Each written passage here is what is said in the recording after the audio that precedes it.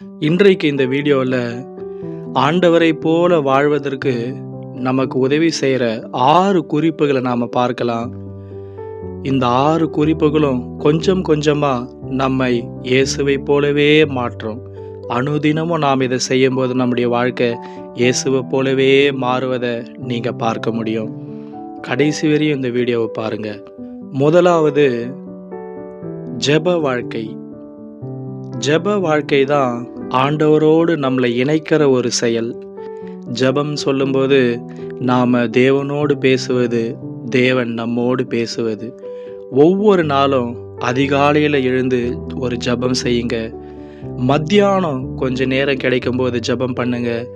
Night தூங்குவதற்கு முன்பாக உங்களுடைய மனதில் இருக்கிற பாரங்கள், அந்த நாளில் நீங்கள் செய்த தவறுகள் எல்லாத்தையும் ஆண்டவர்கிட்ட சொல்லிட்டு படுங்க. இதுதான் ஜெப வாழ்க்கை.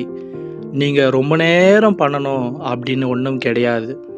உங்களுடைய மனதில் இருக்கிற எல்லாத்தையும் ஒரு ஃப்ரெண்டுக்கிட்ட ஃபோனில் பேசுகிற மாதிரி ஆண்டவரோடு பேசுங்க. அதுதான் ஜெப வாழ்க்கை. இப்படி ஒரு நாளும் செய்யும்போது நம்மை இந்த ஜெபம் கொஞ்சம் கொஞ்சமாக இயேசுவை போலவே மாற்றிவிடும். இரண்டாவதாக, அனுதினமும் வேதத்தை வாசிப்பது. ஒவ்வொரு நாளும் நாம் பைபிள் படிக்கணும். ஏன் தெரியுமா? பைபிளில் தான் நாம் ஆண்டவரை பற்றி கற்றுக்கொள்கிறோம். ஆண்டவரிடத்திலிருந்து நாம் தெரிந்து கொள்கிறோம். நமக்கு சிறந்த உதாரணம் நம்முடைய பாஸ்டரோ நம்முடைய ஃப்ரெண்டோ ஏதோ ஒரு நபரோ கிடையாது. ஆண்டவர் தான் நம்முடைய வாழ்க்கையை வாழ்வதற்கு சரியான கிரேட்டான ஒரு எக்ஸாம்பிள். அப்போது அவர் சொன்ன வார்த்தைகளை நாம் படித்தாதான் நாம் அவரை போல மாற முடியும். அதிகமாக பைபிள் படிக்காவிட்டாலும் உங்களுக்கு நேரம் கிடைக்கும் போதெல்லாம் நீங்கள் பைபிளை படிங்க. குறிப்பாக உங்களுக்கு பைபிள் ரீடிங் பிரயோஜனமாக இருக்கணும்னா அதிகாலையில் எழுந்து ஒரு நல்ல ஜெபம் பண்ண பிறகு நீங்கள் பைபிளில் உங்களால் முடிஞ்ச மட்டும் படிங்க. படிக்காமலேயே இருப்பதற்கு கொஞ்சம் படிப்பது மேலான விஷயம்தானே. அந்த வேத வாசிப்பில் எந்த வார்த்தைகள் உங்களுடைய இதயத்தை கவருது, உங்களுடைய இதயத்தை டச் பண்ணுதோ அந்த வார்த்தைகளை நீங்கள் கீப் அப் பண்ணுவதற்கு ட்ரை பண்ணி பாருங்கள். மூன்றாவதா, நம்மை நேசிப்பது போல மற்றவங்களையும் நேசிப்பது. உண்மையாகவே கிறிஸ்தவ வாழ்க்கையினுடைய சாராம்சம் இயேசுவின் சுபாவத்தை இந்த மனிதர்களுக்கு காட்டுவதுதான். அன்பில்லாதவர்களுக்கு நாம் அன்பை தரணும். அப்பா இல்லாதவங்களுக்கு தகப்பனை போல சுபாவத்தை நாம் காட்டணும். தாய் இல்லாதவர்களுக்கு நாம் தாயை போல அன்பை காட்டணும்.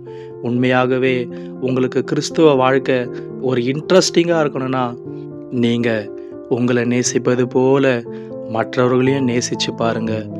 அன்பு, மற்றவங்களுடைய பாவங்களை மன்னிப்பது, அவர்களை ஏற்றுக்கொள்வது, மற்றவங்களால் ஒதுக்கப்பட்டவங்களையும் நீங்கள் ஏற்றுக்கொள்வது, அவங்க மேலே கம்பேஷனாக இருப்பது, கைண்ட்னஸாக இருப்பது, இதுதான் கிறிஸ்துவ வாழ்க்கையில் மிகவும் உற்சாகம் தரக்கூடிய காரியம்.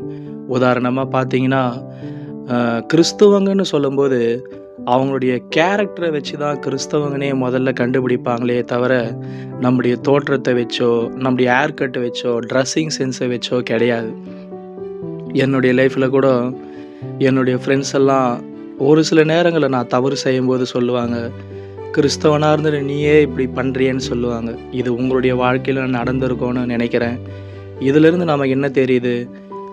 கிறிஸ்தவன்னு சொல்லும்போது நம்முடைய நல்ல சுபாவங்களை தான் மனிதர்கள் பார்ப்பார்கள். இப்படி உங்களுடைய வாழ்க்கையில் நடந்திருந்தா எனக்கு கமெண்ட் பண்ணுங்க. நாலாவதா, ஆண்டவருடைய வார்த்தைக்கு நாம் கீழ்ப்படிய முயற்சி பண்ணணும்.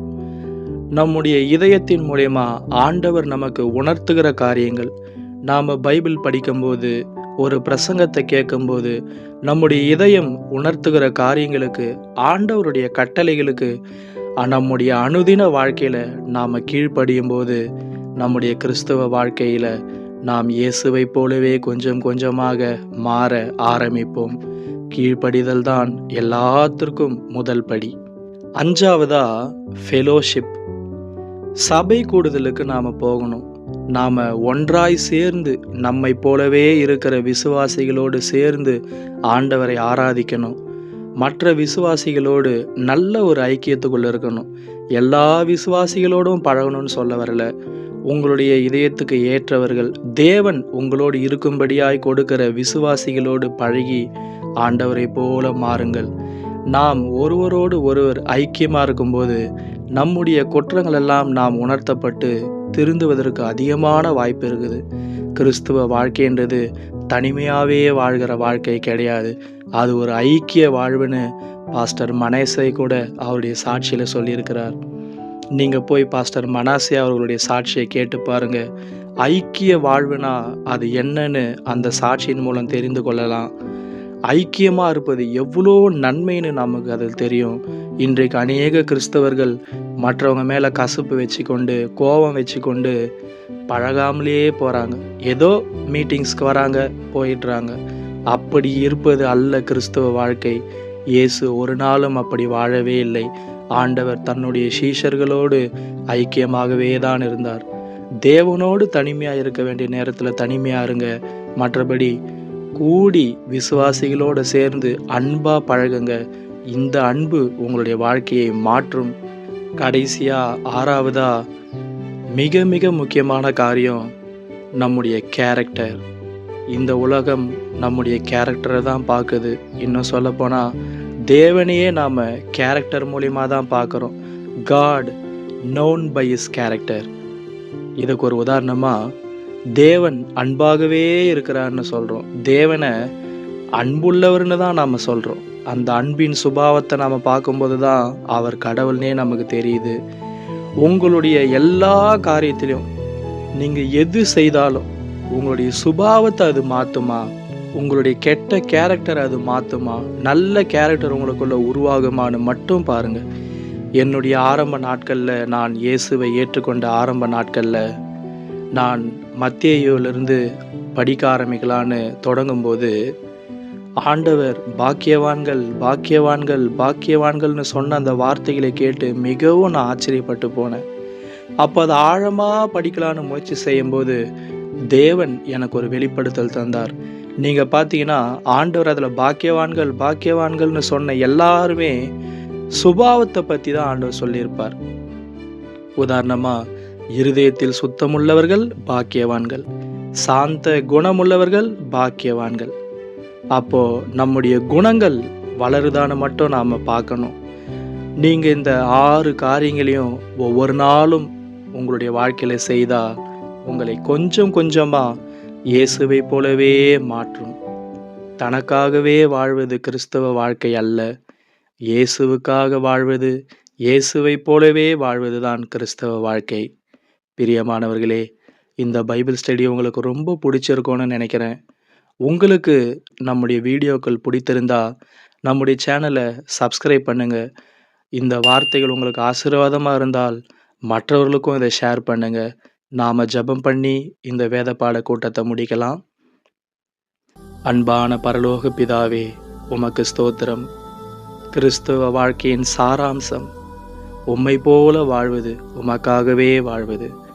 அதற்காக நாங்கள் என்ன செய்ய வேண்டும் என்று எங்களுக்கு நீர் சொல்லி தந்தீர்.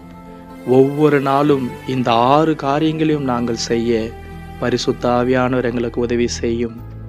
இந்த செய்தியை கேட்கிற ஒவ்வொருவருக்கும் அனுதினமும் ஜெபம் செய்யவும், வேதத்தை வாசிக்கவும், தன்னை நேசிப்பது போல மற்றவர்களை நேசிக்கவும், அறிந்து கொண்ட உண்மையான சத்தியங்களுக்கு உண்மையாய் வாழவும், மற்ற விசுவாசிகளோடு சேர்ந்து ஐக்கியமாய் வாழவும், எங்களுடைய சுபாவத்தில் நாங்கள் உம்மை போல மாறவும் எங்களுக்கு உதவி செய்யும்.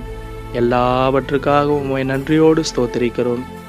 எல்லாவற்றுக்கும் மேலாக உம்முடைய வருகையிலே நாங்களும் எங்கள் குடும்பத்தார் எல்லோரும் காணப்பட எங்களுக்கு கிருபை செய்யும். வல்லமையான ஆண்டவருடைய இயேசுவின் நாமத்தில் கேட்கிறோம் பரலோக பிதாவே. ஆமேன், ஆமேன். நம்முடைய சேனல் உங்களுக்கு பிடித்திருந்தா நம்முடைய சேனலை சப்ஸ்கிரைப் பண்ணிக்கோங்க.